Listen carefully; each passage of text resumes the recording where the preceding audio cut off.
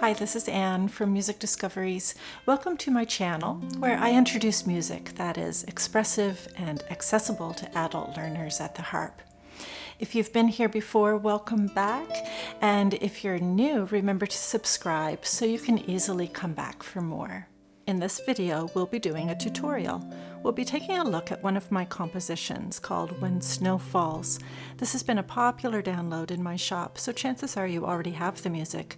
But if not, I'll link the performance video up in the cards and in the description, so you can go have a listen and see if it's a good fit for you. So I'd suggest that you go get your harp and your sheet music, and let's work on When It Snows together. Let's get started.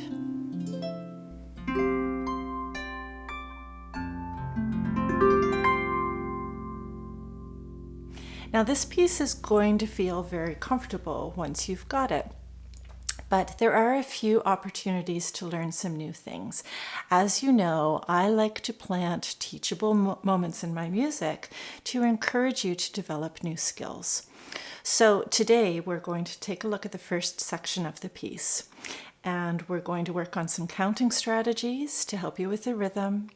We're going to take a little look at a special fingering, which is an exception to the rule that you may not have seen before. And I'm also going to show you how to add more expression to your playing. Now let's start with counting. If you don't have a lot of experience reading music, then I know that looking at the sheet music for the first time can be a little bit overwhelming. So I can help you with that because it really is easier than it looks. But we'll need to step away from the harp and head over to a table. In 4/4 time, 4/16 notes is equal to 1 beat. So I'm going to count that 1 E and A like this. 1 E and A. My half note is worth 2 beats, and since I'm holding it for 2 beats or letting the string ring for 2 beats, I'm going to put a dash here, and then my quarter note comes in on beat 4. So this is my full measure counting, and I would highly recommend writing in full measure counting for your music as you're learning it, especially if it's trickier rhythms. So let's tap this together. Why don't you plan on tapping it on your lap or on a table and just do it with both hands, and we'll count. Ready and begin. 1 E and a 2, 3, 4. Now let's do that 3 times in a row. We'll loop that. Ready and begin. 1 E and a 2, 3, 4. 1 E and a 2, 3, 4. 1 E and a 2, 3, 4. Great. Okay, now let's get a little closer to what you actually need to do on the harp. So on the harp, we're going to need to split it between your hands.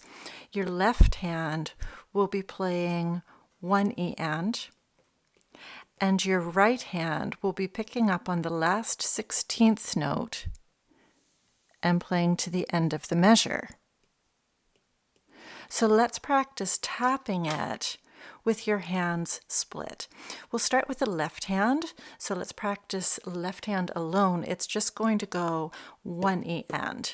Do that again, 1 E and. Now your right hand, the trickiest thing in the right hand is the A2, so let's practice A2, and again, A2. Now let's put that together. Left hand goes first, 1 E and A2. Let's do it again, 1 E and A2. And again, 1 E and a 2. Now we'll do the entire measure, having the right hand continue to the end of the 4th beat. Ready and begin. 1 E and a 2, 3, 4. And now let's loop it 3 times. Ready and begin. 1 E and a 2, 3, 4. 1 E and a 2, 3, 4. 1 E and a 2, 3, 4. Okay, good job. Now let's go back over to the harp and we'll put that into practice on the strings. So now let's apply what we learned over at the table here on the harp. So I'm looking at just the very first measure of the music. Here it is here. And so my left hand is placed on A, E, A. That's going to be my 1 E and. My right hand is placing an E and a B and a C, and that's going to be my 1 E and a 2. Okay, so everybody go get your harps. Let's get ready to try this. Both hands placed. So we're going to count 1 E and a 2. 1 E and a 2. Good, let's do that again. 1 E and a 2. 1 E and a 2. Great. Now your finger 2 should be resting on your C, and it will play on beat 4. So let's count the full measure and play your C on beat 4. Ready? 1 E and a 2. 1 E and a 2, 3, 4. You see how you have to wait for that beat 4. Don't play early. Let's try it again. 1 E and a 2. 1 E and a 2, 3, 4. Good. The second measure is the same as the first, except left hand moves down to a G pattern. Ready? 1 E and a 2. 1 E and a 2, 3, 4. Got it? So that's how to do the counting. Now, as we were playing this, maybe you noticed something unusual about the right hand. So if you're playing this piece, you probably already have a pretty good handle on placing your fingers in groups and following your brackets. But did you notice in the first measure, here it is right here again, that your thumb is on E, your 3 is on B, and your 2 is on C. Now, I thought that the rule was that the notes needed to move in the same direction under a bracket. So is there something wrong here? Because I'm going from E down to B and then going up to C. That's not supposed to be under one bracket. Well, this is an exception to the rule. So it's not a mistake. This is, I put this in on purpose to give you an opportunity to see this in action. So when you have this teeny tiny little quick fingering of a 1, 3, 2, you can place that as a group. So, and we'll do that. Now I did another song, another piece that used that same fingering, except it's a 3-1-2 solace in F major. I can't play it here because I'm in C here. But if you wanted to check out solace, so you can try that fingering in another piece, I'll link that up in the cards and the description. So let's practice measure 1 and 2 again and focus on placing your 3 right hand fingers as a group. It's not a mistake, it's supposed to be like that. In fact, you have to do it twice in measure 1 and 2.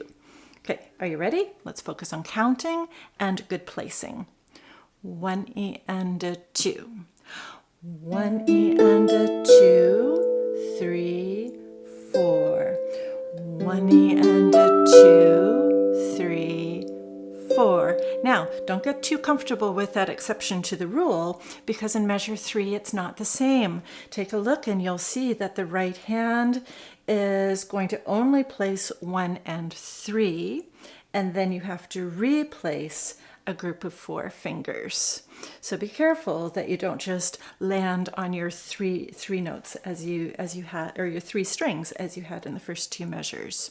So here we are on the third measure. 1 E and a 2. 1 E and a 2, 3, 4, and 1 E and a 2. Okay, so there are 2 of your tips. We have a counting strategy, and you have learned about the exception to the rule for placing 3 fingers even when they're traveling in different directions. Now, my third tip for you has to do with expression. Many of you comment to me that you really like the way that I play with a lot of expression, and what that really is phrasing and shaping. And I can help you with that. In fact, this section that we're working on has some spots where you can really start to listen and shape your phrases very beautifully. So here's what we're going to do. In the first measure, you see the half note, that B, there it is right there. When you play the B, I want you to listen to that tone decay. And when you play the C on the 4th beat, it needs to match in volume. So the C is going to need to be soft and gentle. If you play it too loud, it's not going to sound expressive. It's going to sound kind of thunky. So let's try that. and listen to the natural decay of that half note. Okay, here we go in the first measure. 1 E and a 2. 1 E and a 2, 3, 4. You hear that? So that's shaping the end of the phrase. You listen to the tone decay and match. Let's do that again. 1 E and a 2. 1 E and a 2, 3, 4. Good. And what I like to do is I like to close that C and then pull the sound out with a gentle raise with my right hand. Close first, then raise. Be careful that you're not pulling away. You need to close and then raise. Okay, let's do it again. 1 E and a 2. 1 E and a 2, 3, 4. 1 E and a 2, 3, softly, 4. 1 E and a 2, 3, 4. 1 E and a 2, 3, 4. There. Very nice. So that's a beautiful place where you can add some shaping, and that's going to give you a very expressive feel to the music. So I hope this was helpful for you. You've got counting strategies, you've got a fingering rule to apply, and you've got some ideas for adding expression and sensitivity to your playing. So I hope you're having fun learning this piece. Let me know in the comments if you have any other spots that you'd like for me to help you with, and I will see you in the next video.